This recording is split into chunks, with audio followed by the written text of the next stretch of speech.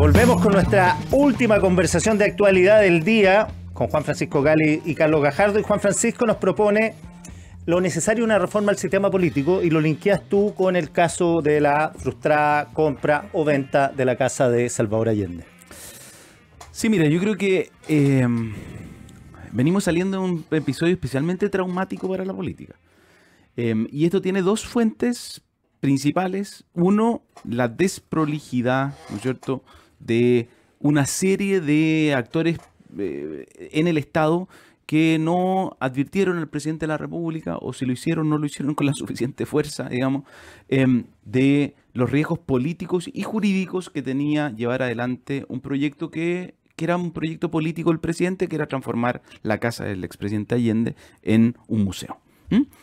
Y eso tuvo como consecuencia el efecto, finalmente hoy día, mirando hacia atrás, el efecto de este proyecto terminó siendo la renuncia de la ministra Fernández, Maya Fernández, Allende, nieta del expresidente Allende, y la destitución de la senadora Isabel Allende y el mancillamiento del apellido Allende como consecuencia de la mezcla de algo que para la opinión pública y para la ciudadanía probablemente se entiende como un episodio de corrupción, cuando en realidad nosotros deberíamos concordar que mucho más que corrupción hay una desprolijidad y una, yo diría, que bordea la tontería en llevar adelante esto sin medir los riesgos que eso tiene.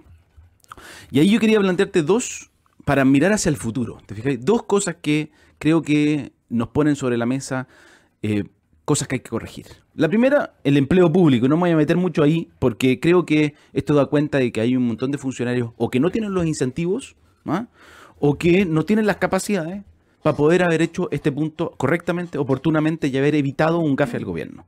Un gafe político y un gafe jurídico. Pero en segundo lugar, algo que es más profundo y además que está mucho más en debate, porque yo creo, nosotros desde Pivote hemos empujado la modificación del empleo público y creo que es un debate que debería estar en las campañas presidenciales. ¿Cómo vamos a hacer para atraer talento al Estado y para que ese talento sea provechoso para el país y evite que tengamos este tipo de discusiones y evite que una senadora tenga que ser destituida por el Tribunal Constitucional? Pero además, algo que está subyacente a este debate, que es que nuestra política se está, ¿cómo decirlo?, se está degradando, ¿no? Y el debate político está degradado y parte de ese diagnóstico es como consecuencia del fraccionamiento, del debilitamiento de los partidos que tienen historia, como el Partido Socialista, del fraccionamiento en el Congreso con distintas fuerzas, del surgimiento de líderes caudillistas y populistas. Y eso tiene que ver con las reglas institucionales que le ponemos a nuestro sistema político. Y el presidente Boric en su cuenta pública se comprometió a apoyar una reforma a nuestro sistema político. Y lo que hemos visto en la última semana es que se ha ido aguando o diluyendo esa intención. El ministro del Interior demostró cierta ambigüedad respecto al apoyo, las indicaciones aguaron el acuerdo que tenían los senadores de modificar el sistema político, estableciendo un umbral, dándole más poder a las directivas de los partidos políticos para ordenar sus bancadas, etcétera, etcétera. Y además ahora, si no leí mal, el ministro anunció que iba a haber como un proyecto sustitutivo. Es decir, es como echar atrás toda la discusión y volver a empezar esta discusión en un contexto en que al actual gobierno le queda poco tiempo para empujarlo. Suena más a evasión que por eso te digo, a decisión. O sea, no, más bien suena más a decisión de ralentizar el avance. Enterrarlo por un rato. Exactamente. Y yo creo que tenemos que hacer todo lo contrario. Yo creo que si no corregimos esto pronto, ya vamos a tener un nuevo Congreso nuevamente fragmentado, nuevamente muy difícil para el próximo gobierno, cualquiera que este sea, y lo tenemos que corregir porque es urgente, porque las reglas institucionales determinan los resultados de la democracia. Y cuando la gente se defrauda de la democracia, empieza a buscar alternativas. Y yo creo que ese es el peor de los mundos, especialmente para aquellos que creemos que la democracia no será el sistema perfecto, pero es el sistema que más garantiza los derechos de las personas y los avances graduales. Te hago una consulta Carlos antes Gajardo. de tomar mi turno, Juan Francisco, porque tiendo a coincidir mucho con lo que dices, pero miro a Estados Unidos, donde no están estos problemas de fraccionamiento político, de reglas institucionales distintas y qué sé yo, y tú ves el mismo fenómeno de la aparición de Trump, digamos, para decirlo en corto, ¿no? Entonces, ¿no será, y te hago la pregunta, ¿no?, de que estamos en presencia de un fenómeno global, donde quizás probablemente nuestras reglas también contribuyen, pero que otros países con reglas, Estados Unidos con 2 partidos, o sea, ahí no hay fraccionamiento, y tienen esos mismos problemas? No, tú tenés razón. Yo creo que, y qué bueno que lo planteáis, porque yo creo que tampoco hay que equivocarse que esta es la bala de plata. Digamos, que cambiamos el sistema político y todo se arregla. ¿Ah? Yo creo que tú tenés toda la razón. O sea, yo creo que estamos frente a un problema global que a lo mejor está influido por las redes sociales, por la información, la inteligencia artificial. Noah Harari dice que esto es parte de la nueva forma en que transferimos información. Pero lo que sí es que dado que estamos enfrentando este problema global, bueno, dotémonos de un sistema político que nos dé capacidades para enfrentar este desafío. El peor de los mundos es tener reglas que tienden al fraccionamiento y un mundo que está tendiendo a la polarización. Claro, y tener jugadores malos con cancha mala, mejor tener jugadores malos con cancha buena. Exactamente. Mira, estoy muy de acuerdo en todo el análisis que hace Juan Francisco, pero claro, planteo mi duda, digamos, de si la solución es exactamente esa, y por eso te decía, claro, no hay una bala de plata, estoy de acuerdo también con eso. Porque efectivamente uno ve una serie de fenómenos que lo que hacen es degradar la política y que tienen una consecuencia de ahuyentar a las mejores personas de la política. O sea, tú cuando hoy día piensas cuáles son los incentivos que tienen las personas más talentosas, más capacitadas, más todo, para meterse para en la política, toda la razón. pucha, esos incentivos son harto bajos, porque en el fondo es meterse a un lodazal. Yo, con mucho respeto, porque sé que Juan Francisco es más o menos del mundo de la política, ¿no? Pero pucha, que hay poco incentivo para meterse, ¿no? Y hay ejemplos de esto, hay montones. Es un muy buen ejemplo el de la casa de la senadora Allende, porque efectivamente da cuenta de que tenemos un Estado donde el pituto termina siendo lo fundamental para acceder a un puesto en el gobierno. Y entonces yo comparto ahí la iniciativa que ustedes han, de hecho, que la llaman no más pituto o algo así, ¿no? No sé si está Estado sin todavía pituto. Estado sin pituto, claro. Que básicamente consiste en que deberíamos tener empleos estatales mucho menos dependientes del gobierno de turno. El gobierno de turno está bien que llegue con un grupo de personas que sean afines, pero ese grupo debiera ser muy limitado, debiera estar en la jefatura y un poco más, pero resulta que lo que vemos permanentemente es que cada nuevo gobierno llega con un camión y quizás con un tren de militantes a ocupar distintos cargos de no tanta importancia, donde uno pensaría que debieran estar más bien puestos cargos técnicos. Y además después de 4 años se van. Se van, no. Es que el problema es que muchas veces, Quique, el problema es que se quedan. Ya. Y entonces por eso el Estado pasan crece inadvertidos. tanto. Claro, por eso el Estado crece tanto, porque vino el cambio de gobierno y no se van todos los que llegaron Algunos se por quedan decir algo calladitos. con el gobierno de Piñera o no se van a ir todos los que llegaron con el gobierno de Boric. Y por lo tanto van a llegar nuevas personas y el Estado crece y crece. Por eso creo que los cargos que debieran ser de prioridad, de exclusiva confianza del gobierno de turno, debieran ser mucho menos que los que tenemos hoy día, y ahí se nos va generando al final también un problema fiscal, ¿no?, de gasto de recursos. Pero quiero enlazarlo también con la polémica del día de ayer, de hoy, de los dichos de Evelyn Matei, ¿no? Que yo también creo que esto muestra el empobrecimiento del debate público, porque yo pensaba honestamente, Juan Francisco, que más o menos teníamos ciertos acuerdos básicos en lo que era nuestra visión de la violación a los derechos humanos en dictadura, ¿no? Y en eso ahora uno mira casi con nostalgia el comportamiento que tuvo el presidente Piñera con eso. O sea, el presidente Piñera, porque venía de una familia que se había opuesto al golpe, en fin, por su historia de vida, tuvo la capacidad de ser mucho más tajante, y pensamos que ese era un acuerdo de la sociedad en su conjunto, ¿no? Y las palabras que dice ayer en una entrevista en una radio amiga, o no tan amiga, amiga, Sí, amiga. todas las radios son Todas amigas. las Le radios ganamos a son todas, pero amigas. son amigos igual. Claro. Yo francamente no la entiendo. Quiero pensar que es un malentendido, no sé, que se expresó mal, pero haber señalado que lo del golpe puede pasar, pero después de haber dicho que las muertes eran inevitables, las primeras del año 73 y 74, cuando en esos años hubo más de 2000 muertos, es francamente algo que no se puede tolerar dentro del espacio de discusión democrática y da cuenta de diría yo, empobrecimiento del debate público, que lo que termina haciendo es alejando a las personas de él. Porque fíjate además lo que pasó, ¿no? Que los otros dos candidatos, Kass y Kaiser, le dicen, oiga, pero si nosotros somos los de esa, y esta señora por oportunismo viene a decir esto mismo. ¿Ah? O sea, no es que ni siquiera hagan una crítica a esos dichos, sino que le dicen, oiga, usted se está subiendo a este carro por la puerta de atrás. Bueno, estamos en campaña, probablemente vamos a tener muchos de estos episodios de aquí hasta las elecciones, pero uno esperaría, y desgraciadamente se va decepcionando día a día eso, de que el debate público fuera más elevado, y eso desgraciadamente por los motivos que en parte señala Juan Francisco, ¿no? Pero yo creo que aquí estamos en presencia también de un fenómeno más global. Esto está pasando también en Estados Unidos, en Argentina, pasó en Brasil, en Italia, en fin. Juan Francisco Gali. Sí, mira, más allá de hacer exégesis de las palabras, yo creo que justamente el debate del sistema político, de las reglas institucionales, apuntan justamente allá. ¿Y cómo lo voy a unir? Porque los dichos, creo que Evelyn Matei salió a aclarar el sentido de sus dichos, pero más allá de eso, uno tiene que evaluar la gracia de tener sistemas políticos estables. Es que uno puede evaluar a los liderazgos conforme a sus historias. Y tú mismo lo decías.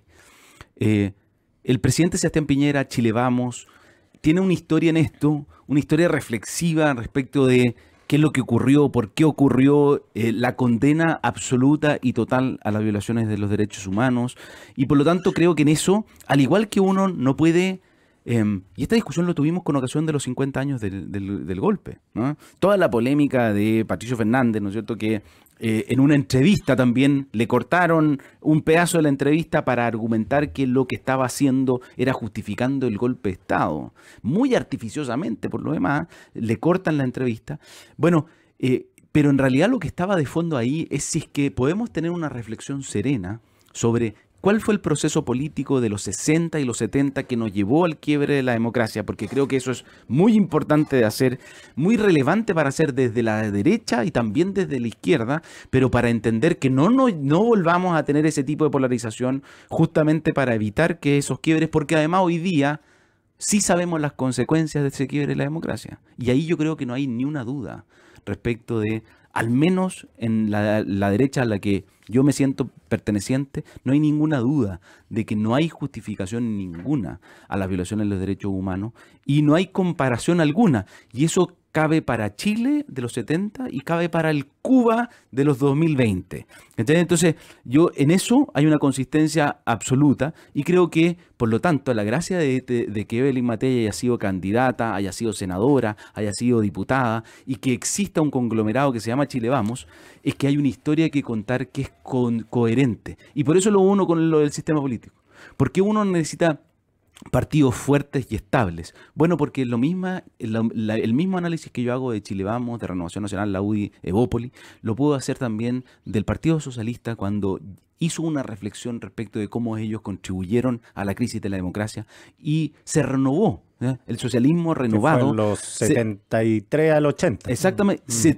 Llegó el socialismo hoy día, cuando yo me siento con un socialista me va a decir, nosotros no enarbolamos la violencia o no validamos las armas como mecanismo de acceso al poder porque aprendimos de la historia. Y yo creo que la centro derecha también ha hecho suficientes procesos de reflexión sobre lo que fue la dictadura militar, los efectos que tuvo para nuestra convivencia nacional y por lo tanto la capacidad de mirar con reflexión y con crítica lo ocurrido en el pasado. Y en eso no hay que juzgar solo los dichos, sino que las historias, y yo creo que por eso mismo Evelyn Matei salió a aclarar sus dichos y creo que tiene una historia que la avala. Sí, yo siempre cito el caso de Viera Gallo a raíz del libro de Patricio Elwin, Sí. que cita a Viera-Gallo el año 72, 73, diciendo que el proceso chileno al socialismo terminaba indefectiblemente en una dictadura del proletariado con todo lo que ello acarreaba.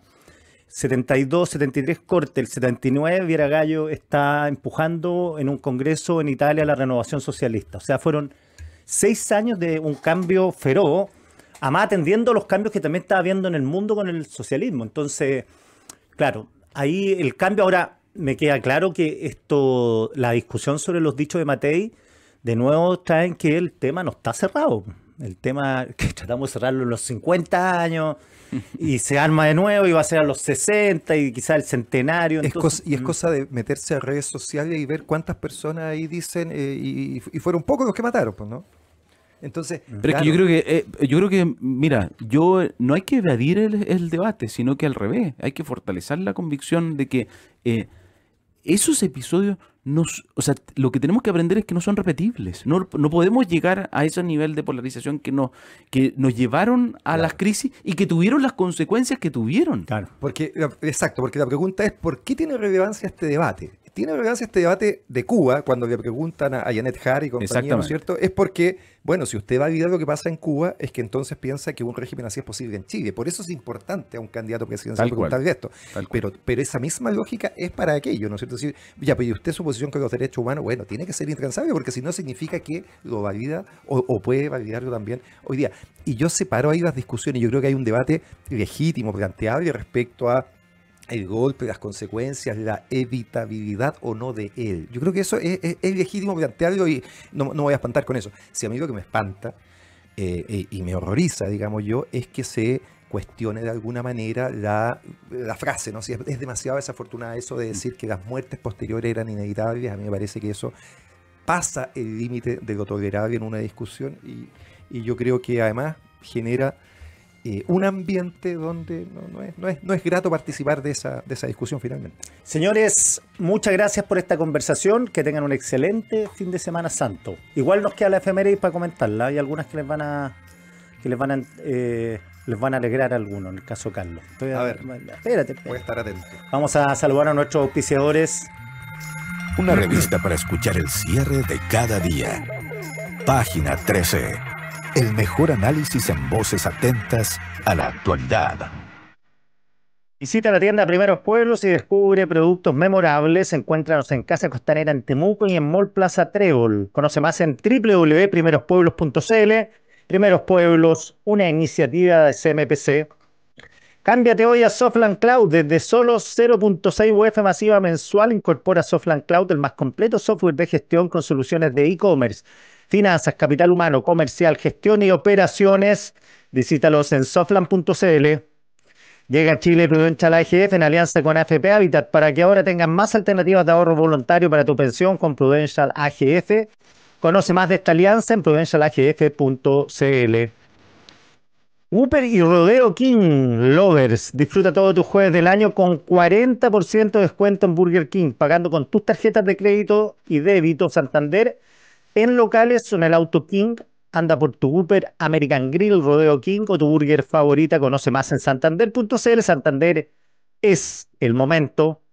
¿Quieres aliviar el bolsillo? Pórtate a planes desde 9.990 pesos y aprovecha 100 pesos de descuento por litro de combustible en Shell pagando con la app Mi Copiloto.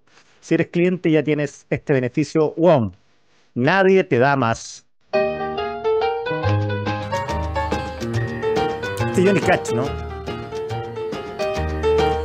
Él actuó el año 70 en la Casa Blanca tras la invitación del presidente Richard Nixon. Mira. Debe haber sido como la visita de Nicanor Parra. Cuando Nixon era bueno.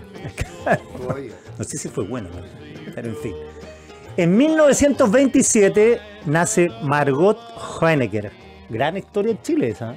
Sí, pues. Sí. A propósito de todo lo que A, estamos hablando. a propósito, sí. Y además, a mí lo que más me impresionó en ese momento era que sectores renovados, como Enrique Correa, fueron los principales apoyadores de Honecker. Ahora había un momento político, recuerda que se asilaron en la embajada, Claro. quedó la escoba. Ahora fue un acuerdo político con Alemania también, ¿no es cierto? Si fue... Claro, ya con más Alemania. había caído el muro, Sí, pues. a este señor Sí, lo sí. iban camino a lincharlo, y esta señora no era la mujer del dictador, era la dictadora y el dictador, porque era mala como el natre. Sí, pero es distinto eso a invitarla y ponerla en primera fila en un acto político. Y la iban a visitar durante harto tiempo. Iba a ir la reina.